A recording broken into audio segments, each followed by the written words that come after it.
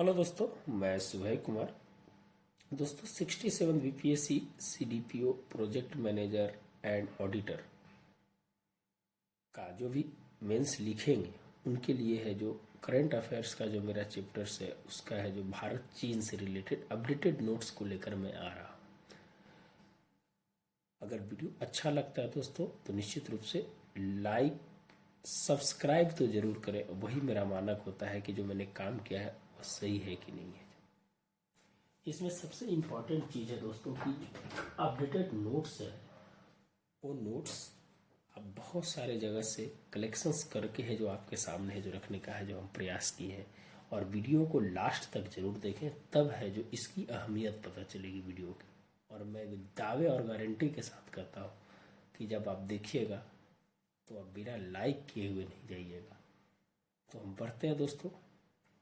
और इसकी भूमिका में स्टार्ट करते हैं कि भारत चीन अंतर्राष्ट्रीय संबंध का प्रभाव वर्तमान 21वीं शताब्दी में शक्ति आधारित क्षेत्रीय संतुलन, शांति, समरसता, संवाद, समन्वय, नवपंचशील सिद्धांतों के साथ भविष्य के रणनीति, राजनीति, आर्थिक, सामरिक हितों के बदलते स्वरूप में नकारात्मक तथा सकारात्मक उद्देश्यों को अंतर्निहित करने में सर्वसमावेशी स्वरूप को एशिया की नई रूपरेखा में दोनों वैश्विक शक्तियों का महत्वपूर्ण योगदान है, जो नई अंतर्राष्ट्रीय राजनीति के संबंध के इतिहास की प्रतिबिंब के रूप में दिखाई देता है। दोस्तों हमें जो लिखना है, जो इंट्रोडक्शंस होना है, और वहीं से आपकी है जो और एग्जामिनर्स के बीच का संबंध जो है इतना अटूट हो जाए कि नंबर देने के लिए है जो मजबूर हो जाए। तो इसी तरह से जो इंट्रोडक्शंस है, भारतीय चीन अंतर्राष्ट्रीय संबंध का प्रभाव वर्तमान 21वीं शताब्दी में शक्ति आधारित क्षेत्रीय संतुलन, शांति, समरसता, संवाद, समन्वय, नवपंचशील सिद्धांतों के साथ भविष्य की रणनीति, राजनीतिक, आर्थिक, सामरिक हितों के बदलते स्वरूप में नकारात्मक तथा सकारात्मक उद्देश्यों को अंतर्निहित करने में सर्वसमावेशी स्वरूप को एशिया की नई रूपरेखा में दोनों वैश्विक शक्तियों का महत्वपूर्ण योगदान है, जो नई अंतर्राष्ट्रीय राजनीतिक संबंध के इतिहास के प्रतिबिंब के रूप में है जो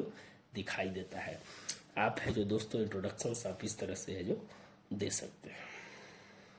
दूसरी चीज की भारत चीन के संबंध में हमने बहुत पीछे से डेटा को नहीं लिया दोस्तों, हमने वर्तमान संबंध में क्वेश्चंस पूछा है। तो आप थोड़ा 1990 के दशक तक जा सकते हैं, 2000 से 2010 तक दशक, 10 से 15 और 2015 से वर्तमान की जो स्थिति है, जो वर्तमान जो विदेश नीति है वो कैसे है जो मूव कर रही है अभी वर्तमान के संबंधों के आधार पर, उस पर है जो चर्चा हम करेंगे। अगर 1990 की काल की अगर बात करें दोस्तों, तो चीन और भारत की जो स्थितियां थी वो निश्चित रूप से है जो एक है जो नई संबंधों के रूप में है जो लेकर आई थी। अगर चीन की बात करें तो 1990 के बाद जो सोवियत संघ का गठन जब विघटन हुआ तो है जो निश्चित रूप से भारत का स्वाभाविक और पारंपरिक मित्र जो रूस था वो है जो 15 खंडों में बढ़ चुका था। उस समय चीन ने भारत को अपनी ओर और अमेरिका ने भारत को अपनी ओर लेने का प्रयास किया, लेकिन भारत ने, बोला जाता है कि पड़ोसी है जो सबसे महत्वपूर्ण होता है, उसके आधार पर भारत ने चीन के साथ एक सकारात्मक भूमिका में आगे बढ़ने का है जो प्रयास किया। 1954 पंचशील सिद्धांतों के आधार पर 1962 में जो धोखा खाए भारत ने लगातार अपनी संबंधों को सुधारने में कहीं ना कहीं है जो सकारात्मक भूमिका में रही, जिसके स्वरूप सिक्किम का मामला जो सुलझाया गया। फिर है जो आगे बढ़ते समय राजीव गांधी के समय चीन की यात्रा की गई और है जो निर्यात को बढ़ावा देने में कहीं ना कहीं है जो वहाँ सफल रहे। दूसरी चीज़ अगर बात किया जाए दोस्तों कि 1990 से 2000 के दशक में नरसिम्हा राव की सरकार ने है जो एग्रीमेंट किए, बॉर्डर एग्रीमेंट किए, और 2005 में बॉर्डर एक्सरसाइज एग्रीमेंट के साथ भारत और रूस, चाइना की सेना ने संयुक्त अभ्यास भी किया। उसके क्रम 1990 के बाद में 1990 के बदलते हालात में चीन ने अमेरिका प्रभुत्व को रोकने के लिए भारत को अपने साथ रखने की इच्छा जाहिर की। भारत ने भी तिब्बत और ताइवान के मुद्दे पर चीन का है जो पुरजोर समर्थन किया। चीन ने कहा कि भारत के पास बाजार है और प्राकृतिक संसाधन है, अगर ये दोनों अगर हमारे साथ अगर मिल जाए तो आर्थिक नीति में सहयोग होगा, जिसे है जो हमारी अर्थव्यवस्था है जो एक नई सरपट दौड़ पाएगी। और भारत भी इस ताक में रहा कि भारत को भी उसी प्रकार से है जो डबल हैंडेड सहयोग मिले। भारत ने भी यूएसएसआर के पतन के बाद भारत के नए मित्र एवं सहयोग मित्र की तलाश, क्योंकि रूस एक पारंपरिक मित्र है जो नहीं रह पाया। जम्मू कश्मीर लद्दाख में अशांति को रोकने के लिए चीन की सकारात्मक पक्ष का उद्देश्य भारत के लिए महत्वपूर्ण था, ताकि है जो अशांति से है जो किसी भी देश का विकास नहीं होता है, इसलिए भारत ने है जो चीन का समर्थन प्राप्त करना चाहा। भारत सकारात्मक संबंधों को बनाकर अंतर्राष्ट्रीय स्वर पर अपनी कूटनीतिक शक्ति को बढ़ाना चाहता था। तो 1990 के आगे का जो संबंध है जो धीरे धीरे एक सकारात्मक रूप में आगे बढ़ा, लेकिन बदलते परिवेश में 21वीं शताब्दी ने कहीं ना कहीं दोनों महाशक्तियों को एक ऐसी मोड़ पर लाकर खड़ा कर दिया जहां पर क्षेत्रीय असंतुलन, विस्तारवादी नीति और संवादहीनता कहीं ना कहीं है जो भारत और चीन के बीच कटुता पैदा लेकर आई। 1914 की मनमोहन सीमा रेखा की विभाजन, 1947 की चीन सीमा को मान्यता नहीं देना, 1959 में तिब्बत का समर्थन करना, 1991 में नरसिम्हा राव समिति की सकारात्मक पहल और 1993 में LAC line of actual control पर सहमति और 2003 में चीन द्वारा सिक्किम को मान्यता और 2005 में एक्सरसाइज एग्रीमेंट ने भारत और चीन के संबंधों को उतार चढ़ाव की स्थिति में है जो देखा गया। जिस प्रकार से भारत ने चीन को एक विश्वास बहाली के साथ और सहयोग के साथ तनाव वाला मित्र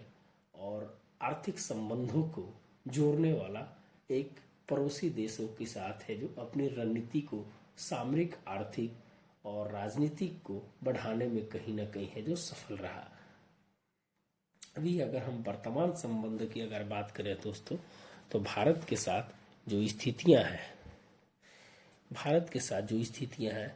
भारत, चीन, रूस और अमेरिका जो वर्तमान संबंध में अगर हम इसकी बात करें तो भारत और चीन के साथ सहयोग के साथ तनाव जैसी भूमिका को देखा जाता है। वही है जो भारत रूस के साथ पारंपरिक एवं स्वाभाविक मित्र के रूप में देखा जाता है। चीन और रूस के बीच 2005 की मित्रता ने भारत और चाइना के बीच एक नई लकीर को जन्म दिया, जो वर्तमान संबंध में दोनों देशों के बीच मध्यस्थता के रूप में भी कार्य करता है।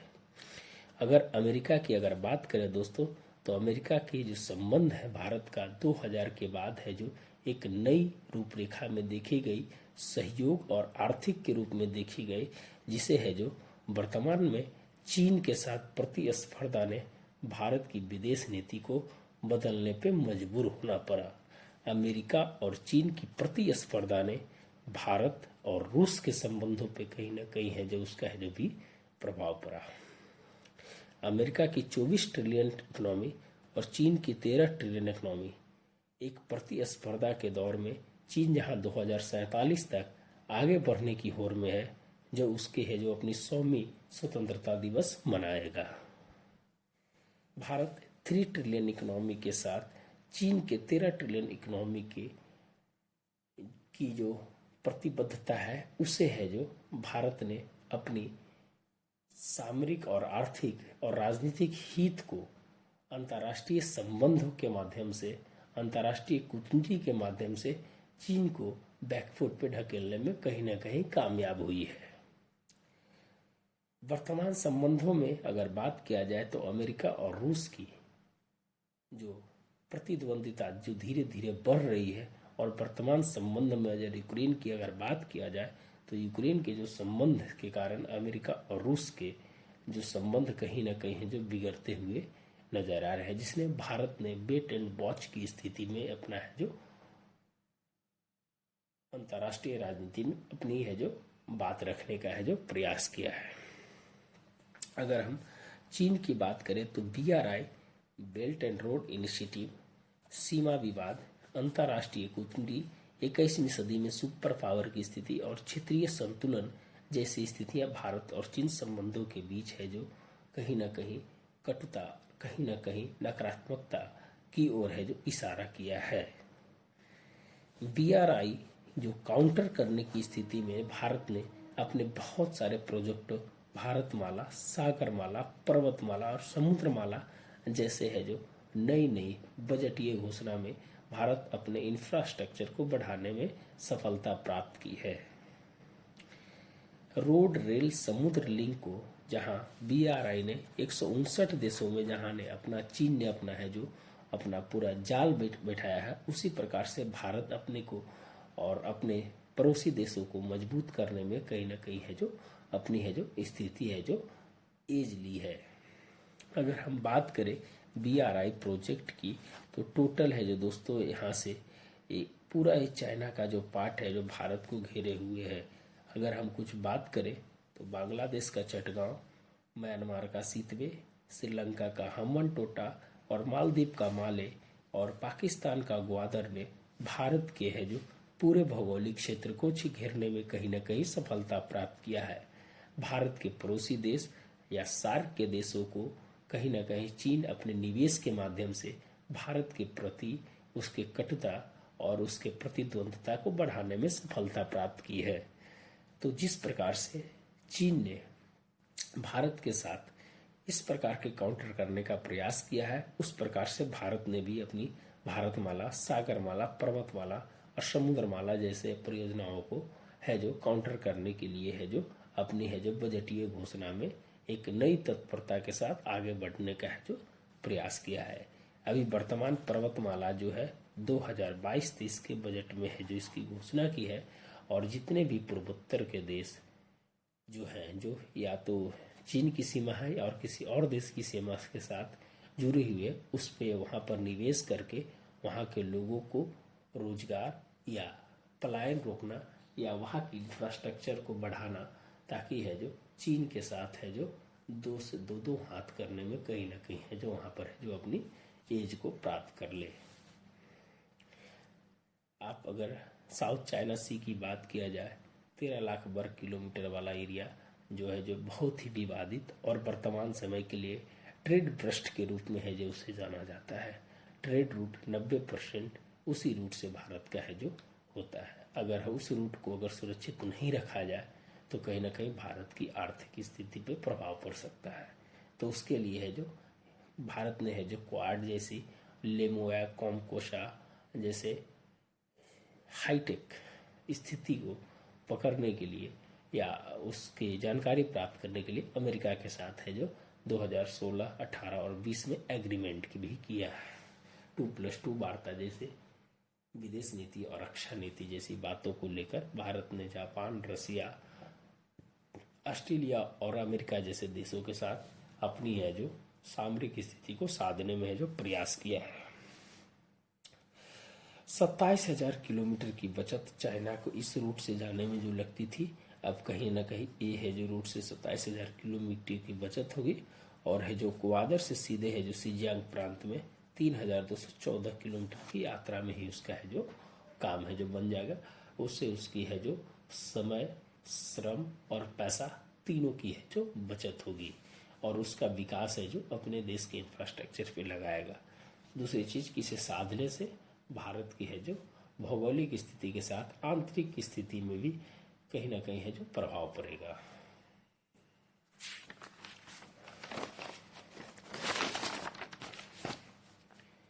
आगे अगर हम बात किया जाए दोस्तों, तो डेप ट्रैप की जो शब्द की है जो उत्पत्ति है जो सबसे पहले भारतीय के द्वारा एक है जो अंतर्राष्ट्रीय मामले के जानकार एंड ब्यूरोक्रेट्स रहे ब्रह्मा चेलानी के द्वारा है जो सबसे पहले है जो इसको है जो दिया गया था। ड्रेप ट्रैप डिप्लोमेसी के अंदर 8 देश है जो उच्च जोखिम की स्थिति में है जो जिबूती, मालदीव, पाक, मंगोलिया, लाओस और किर्गिस्तान और ताजिकिस्तान जैसे मध्य एशिया के देश के साथ साथ भारत के पड़ोसी देशों ने भी है जो चाइना की है जो डेप्थ ट्रैप पॉलिसी पे है जो अपना है जो कब्जा है जो जमा लिया है, जिसके कारण है जो वहाँ की आर्थिक स्थिति और वहाँ के जीडीपी में एक बहुत बड़ा हिस्सा है जो चाइना के ऋण के ऊपर है जो खर्च किया जाता है। लाओस को the battery of south Asia कहा जा सकता है। क्वेश्चन है जो पीटी में भी पूछ सकता है, ध्यान रखिएगा इस क्वेश्चन को। The battery of south Asia है जो इसको कहा जाता है। मॉन्टेग्रो अपने जीडीपी का 65% है जो डेब्ट ट्रैप की पॉलिसी में है। पाकिस्तान 4 दशक के लिए ग्वादर पोर्ट है जो उसे दे दिया है। श्रीलंका का हम्बन टोटा 99 वर्ष के लिए यहाँ है जो अभी है जो आपातकाल है जो आर्थिक आपातकाल है जो लागू हो गया है। लाओस 99 वर्ष के लिए और ताजिकिस्तान 1158 वर्ग किलोमीटर भूमि है जो चीन को है जो दे दिया है अपने ऋण चुकाने के बदले में। भारत द्वारा चीन के खिलाफ digital strike, economic strike, border strike, diplomacy strike, organisation strike, humanity strike और वाटर बम स्ट्राइक जैसे शब्द के माध्यम से चीन को घेरने का है जो प्रयास किया है। डिजिटल स्ट्राइक में आईटी एक्ट 2000 के अनुसार 69 धारा के 200 से ज़्यादा ऐप को बंद किया और 5G टेक्नोलॉजी से बाहर करने में कहीं ना कहीं जो सफलता प्राप्त की है। RCEP से बाहर होना भारत के लिए एक सकारात्मक कदम था। इकोनॉमिक स्ट्राइक की अगर बात करें तो आयात में 16% की कमी किया है। निश्चित रूप से भारत निर्यात को बढ़ावा देने के लिए बजट में भी प्रोत्साहन है जो किया गया है। बॉर्डर स्ट्राइक की अगर बात किया जाए तो डोकलाम और गलवान जैसी घाटी में भारत ने है जो डोकलाम में 72 दिनों का स्टैंड ऑफ किया और गलवान में उसे पीछे जाने पे है जो मजबूर कर दिया। इंफ्रास्ट्रक्चर दौलत ओल्डी पर निर्माण करके भारत ने अपनी प्रतिबद्धता को सही रूप से जगा दिया है। डिप्लोमेसी स्ट्राइक की अगर बात करें तो एशियाई खेल जो वर्तमान कल से स्टार्ट हुआ है उसमें अपने राजनयिक को नहीं भेजना और तिब्बत, तबाई, हांगकांग पे भारत का समर्थन कहीं न कहीं डिप्लोमेसी स्ट्राइक के ऊपर है जो काम कर रहा है। ऑर्गेनाइजेशन स्ट्राइक की अगर बात करें तो वैश्विक मंचों पर भारत ने अपनी बात को चीन के खिलाफ, चीन की नीतियों के खिलाफ है जो मुखर आवाज में अपनी है जो बात रखने का प्रयास किया, चाहे यूएनसी की बात हो, चाहे अन्य मंचों पर बात हो, चाहे द्विपक्षीय बात हो, चाहे क्षेत्रीय मुद्दे की बात हो। ह्यूमैनिटी स्ट्राइक वहाँ के मानवाधिकार लोगों के लिए भारत ने हमेशा है जो मुखर होकर अपनी आवाज़ उठाई है। Water bomb strike Arunachal Pradesh में बांधों के निर्माण पर भारत ने कड़ा प्रहार है जो किया है, ताकि अगर किसी भी स्थिति में अगर कुछ होता है तो भारत वहाँ है जो उसे भेज सकता है। सीमा विवाद, पश्चिमी sector 1770 kilometre, Jammu Kashmir and Ladakh में 11 पॉइंटों पर है जो कहीं ना कहीं है जो विवाद है जो 1770 किलोमीटर है। मध्य सेक्टर की अगर बात किया जाए तो हिमाचल प्रदेश और उत्तराखंड में 240 किलोमीटर जो हिमाचल प्रदेश से जो बॉर्डर लगता है उसमें अतिक्रमण की बात की गई है जो 4 पॉइंट पे है जो निहित है। पूर्वी सेक्टर में सिक्किम में 225 किलोमीटर और तवांग में 90,000 स्क्वायर वर्ग किलोमीटर के 8 पॉइंट पे है जो वहाँ पर विवाद है। तो ये है जो सीमा विवाद है जो टोटल 3400 किलोमीटर के आसपास है, लेकिन चीन ने इसे 2000 किलोमीटर ही है जो बताता है। इसके लिए 8 सूत्री कार्यक्रम है जो रेखांकित किया गया था, जो अभी है जो गलवान के जो स्थिति जो गलवान में जो 15 जून 2020 को जो एक झड़प हुई थी जिसमें 20 सैनिक हमारे शहीद हुए थे, जिसमें बिहार रेजिमेंट के ही थे, कर्नल संतोष बाबू के नेतृत्व में है जो उनको किया गया था और उन्होंने है जो अपनी है जो शहादत दी है। तो निश्चित रूप से है जो